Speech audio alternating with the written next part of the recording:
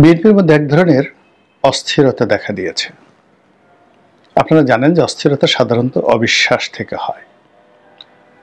দ্বিতীয় কারণ হলো যখন কোনো একটি প্রতিষ্ঠানে, কোনো একটি পরিবারে, কোনো একটি সংগঠনে চেইন অফ কমান্ড ঠিকমতো কাজ না করে তখনই সেখানে অস্থিরতা দেখা দেয়।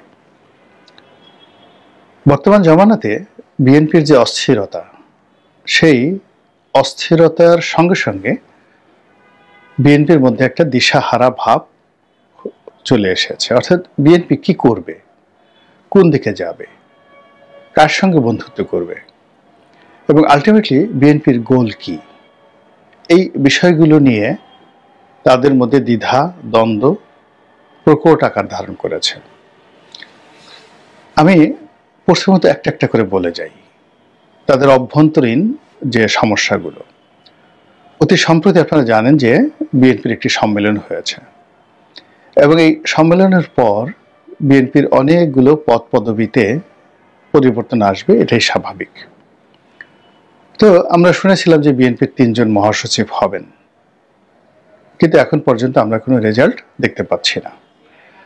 2 নম্বর হলো যে সবার মুখে মুখে চলে এসেছে বিএনপির যে নতুন মহাসচিব হচ্ছেন সে 3 জন হন কিংবা 1 জন হন, তার মধ্যে জনাব সালাউদ্দিন সাহেব থাকবেন। তো যখন সালাউদ্দিন সাহেব মুভমেন্ট করছেন, সঙ্গত কারণে মির্জা ফখরুল ইসলাম আলমগীর সাহেব তার দীর্ঘদিনের ত্যাগ তিতিক্ষা, তাকে কেন্দ্র করে দলের একটা বলয়, তাকে কেন্দ্র করে সারা বাংলাদেশে যে একটা বলয় তৈরি হয়েছে যে একজন ভদ্রলোক মানুষ, শিক্ষিত মানুষ, সজ্জন মানুষ, তার বন্ধু রয়েছে, বান্ধব রয়েছে, শুভানুধ্যায়ী রয়েছে, তারা সবাই বিএনপি থেকে নিজেদেরকে গুটিয়ে নিয়েছেন, ইনক্লুডিং মির্জা ফখরুল ইসলাম আলমগীর সহ। তো আবার অন্যদিকে যেন সালাউদ্দিন সাহেব তিনি শুনছেন যে তিনি সেক্রেটারি জেনারেল হবেন, কিন্তু তিনি গুছিয়ে উঠতে পারছেন না।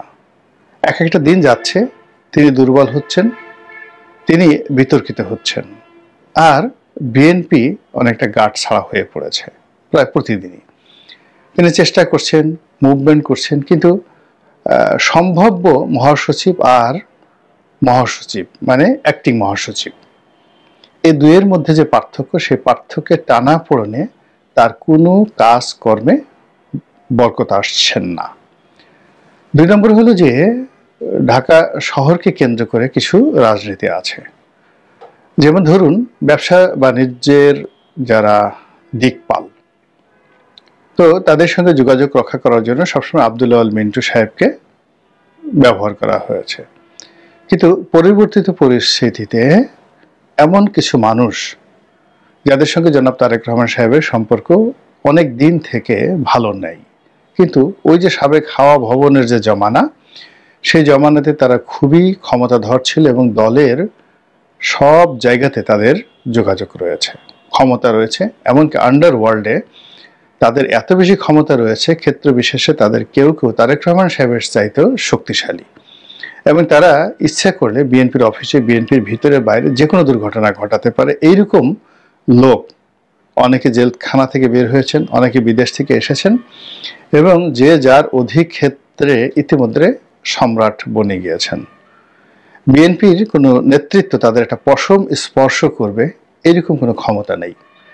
সন্ধ্যার পরে তাদের বাসভবনে শত শত রোলস রয়েস তো শত শত নেই, Mercedes, BMW, Rolls Royce, Audi থেকে শুরু করে যত দামি গাড়ি, রেঞ্জ রোভার, সব গিয়ে শত শত গাড়ি তারা যেখানে অর্থাৎ তাদের অফিস বা বাসায় থাকেন সেখানে ভিড় করেন।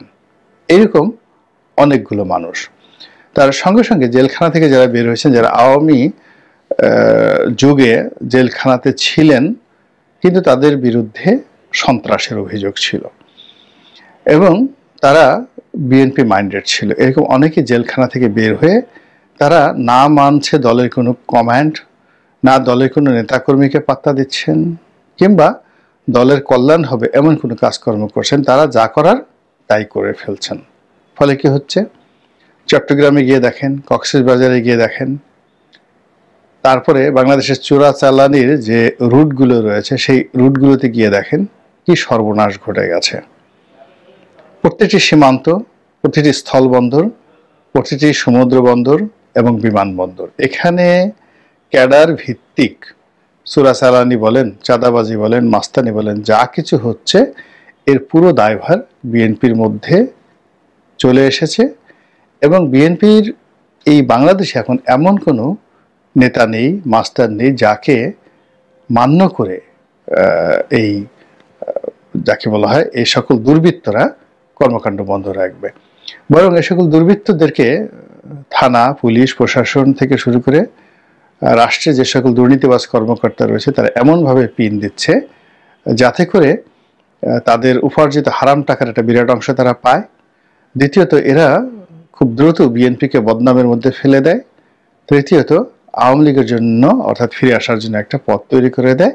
এরকম একটা পরিস্থিতি তৈরি করে ফেলেছে। ফলে বিএনপির যে চেইন অফ কমান্ড, সেই চেইন অফ কমান্ড কত দুর্বল হয়ে গেছে এটি আপনি মির্জা ফখরুল সাহেব এবং রুহুল কবির রিজভী সাহেব এই দুজনের শারীরিক অবস্থার অবনতি দেখলেই বুঝতে পারবেন। তারা এই আগস্ট মাসের 5 তারিখের আগে তাদের দেহে যতটুকু বল ছিল, শক্তি ছিল, এখন সেই শক্তিটা, বলটা এখন লাঠির উপর তাদেরকে ভর করে চলতে হচ্ছে। তারা খুবই অসুস্থ হয়ে পড়েছেন।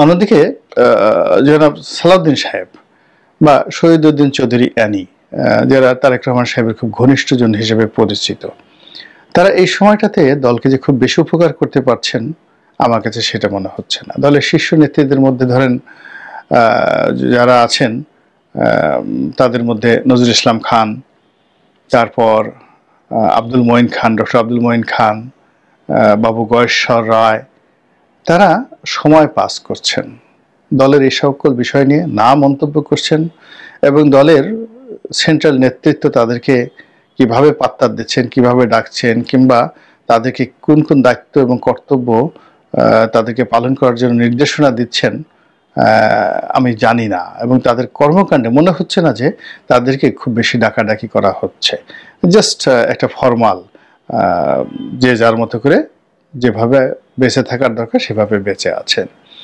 তো এই যে গেল দলের অভ্যন্তরীণ এই বিষয়গুলো, যেটি দলের মধ্যে একদিকে অস্থিরতা তৈরি করেছে, আর এই অস্থিরতার কারণে দিশেহারা ভাব তৈরি হয়ে গেছে। এবং এই সমস্যাগুলো সমাধান করার জন্য বিএনপির যেটি দরকার সেটি হলো এই মুহূর্তে তারেক রহমান সাহেবের দেশে আসা দরকার। আমি নিজে আগস্ট মাসের 15-16 তারিখের দিকে মনে করতাম যে তারেক রহমান সাহেবের জীবন ঝুঁকিপূর্ণ এবং তার উপর যে কোনো হামলা হতে পারে, কাজেই তার আশাটা ঠিক হবে না। কিন্তু এখন আমার কাছে মনে হচ্ছে যে এই মুহূর্তে যত ঝুঁকি থাকুক না কেন, তিনি যদি না আসেন, দলের নেতৃত্ব যদি শক্ত হাতে বাংলাদেশে বসে তিনি পরিচালনা না করেন, তাহলে বিএনপির অস্তিত্ব নিয়ে টানাটানি লাগবে। আগামী ইলেকশনে জয়লাভ করা তো দূরের কথা, আগামী ইলেকশনে যে বিপর্যয়, ভোট বিপর্যয় ঘটবে এবং মাঠে যে বিপর্যয় ঘটবে, যেটা আমরা এখন পর্যন্ত কল্পনাও করতে পারছি না।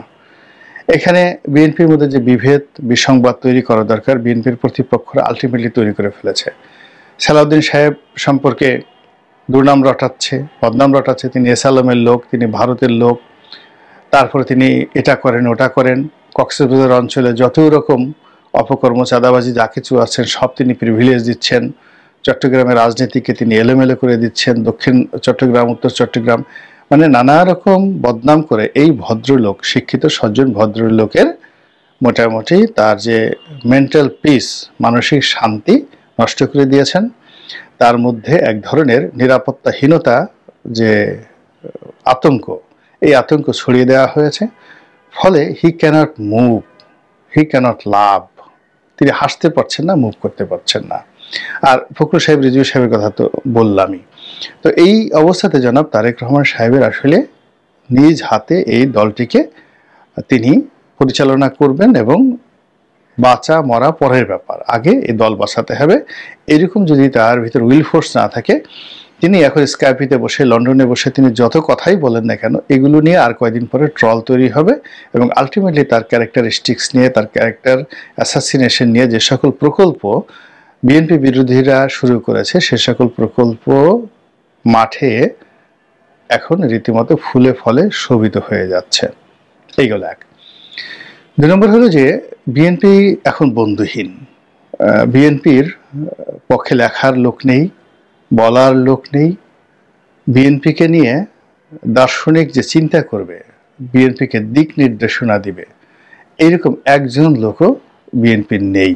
যারা ছিল তারা কেউ অভিমানে দূরে সরে আছে, কেউ রাগ হয়ে জামাতের সাথে চলে গেছে, কেউ রাগ হয়ে হিজবুত তাহরীরের সঙ্গে চলে গেছে, কেউ হয়তো নিজেদেরকে গুটিয়ে নিয়েছে, এবং কেউ বলছে মরে যাব কিন্তু বিএনপি করব না। যারা গত 40, 45, 50 বছর ধরে বিএনপিকে সেবা করেছে, এই যে গ্রুপটি মূলত দার্শনিক গ্রুপ, এই দার্শনিক গ্রুপটি বিএনপির সঙ্গে এখন নেই, একেবারে নেই। ফলে কি হলো, বিএনপি যা কিছু করছে ওটাকে বুদ্ধি দিয়ে, পরামর্শ দিয়ে, তারপরে বিএনপিকে সতর্ক করার জন্য যে ধরনের বুদ্ধি, প্রজ্ঞা, মেধা দরকার, সেই লোকগুলো যেহেতু তাদেরকে গুটিয়ে নিয়েছেন, ফলে বিএনপি এখন তাদের কথা মতো চলছে। যে যেভাবে বলতে পারছে, যার যত তেজ রয়েছে, যার যত শক্তি রয়েছে, যার যত ক্ষমতা রয়েছে, সে সেইভাবে বিএনপিকে সাজেশন দিচ্ছে।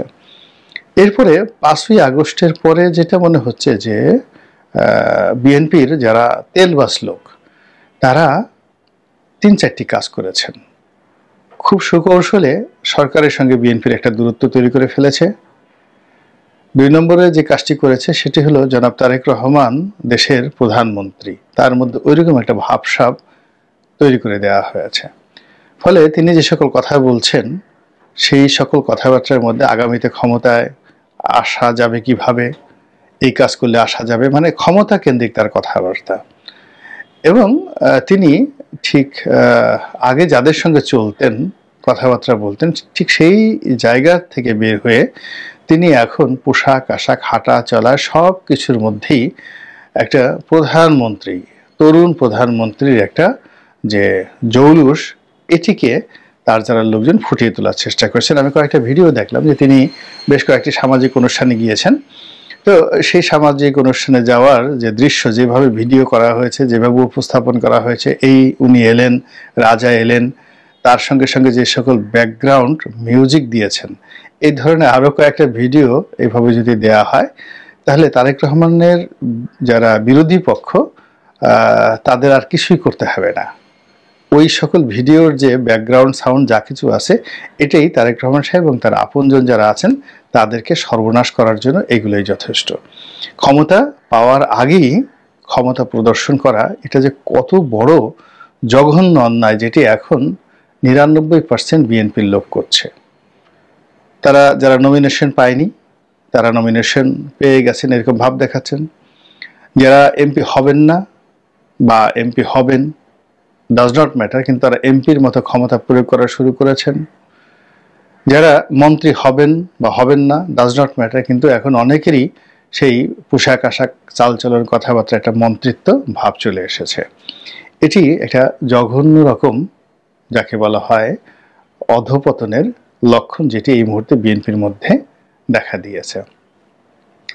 আর এই সুযোগে যেটি হচ্ছে, বাংলাদেশের প্রচলিত যে রাজনৈতিক দলগুলো রয়েছে, একমাত্র আওয়ামী লীগ ছাড়া সকল রাজনৈতিক দলগুলো প্রকাশ্যে অপ্রকাশ্যে গোপনে তারা বিএনপির বিরোধিতা করছে। এমনকি বিএনপি যে সমস্ত ছোট ছোট রাজনৈতিক দলকে প্রিভিলেজ দিয়েছিল, তাদেরকে বন্ধু বানিয়েছিল, অনেকে মনোনয়ন দেওয়ার জন্য তারা সিদ্ধান্ত নিয়েছিল, সেই লোকগুলোর সাথেও বিএনপির সম্পর্ক খারাপ হয়ে গেছে। এর কারণ হলো, ওই যে বিএনপির অসংখ্য মন্ত্রী তৈরি হয়ে গেছে বাংলাদেশে, অসংখ্য এমপি তৈরি হয়ে গেছে। তো সেই সকল মন্ত্রী এমপিদের যে দাপট, সেই দাপটের কারণে তারেক রহমান সাহেব যাদেরকে বন্ধু হিসেবে পছন্দ করেছেন, আগামীতে মনোনয়ন দেবেন ভিন্ন দল থেকে এনে, তারা নির্বাচনী এলাকায় যেতে পারছেন না, ঢাকা শহরে মুভমেন্ট করতে পারছেন না, এবং তারা অনেকে বিভিন্ন জায়গাতে গিয়ে লাঞ্ছিত এবং বেইজ্জতি হচ্ছেন। ফলে এই সব রাগগুলো তারেক রহমান সাহেবের উপরে গিয়ে পড়ছে। ফলে তারেক রহমান সাহেব যদি আবার তাদেরকে ডাকেন, তারা যাবে না। এবং তারা এই যে বিএনপি যে বিরোধী শক্তি, ইতিমধ্যে অনেকেই বিএনপির বিরোধী শক্তির সঙ্গে তাদের সংযোগ হয়ে গেছে, এবং এমন চুক্তি হয়ে গেছে তাদের যে তারা যদি নির্বাচন করে বা নির্বাচন দাঁড়াতে চায়, তো সেখানে বিরোধী পক্ষ কোনো প্রার্থী দেবে না, টাকা দিবে, পয়সা দেবে, সাহায্য করবে, সহযোগিতা করবে।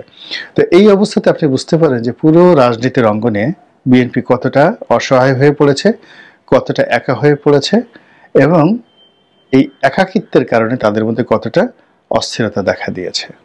আল্লাহ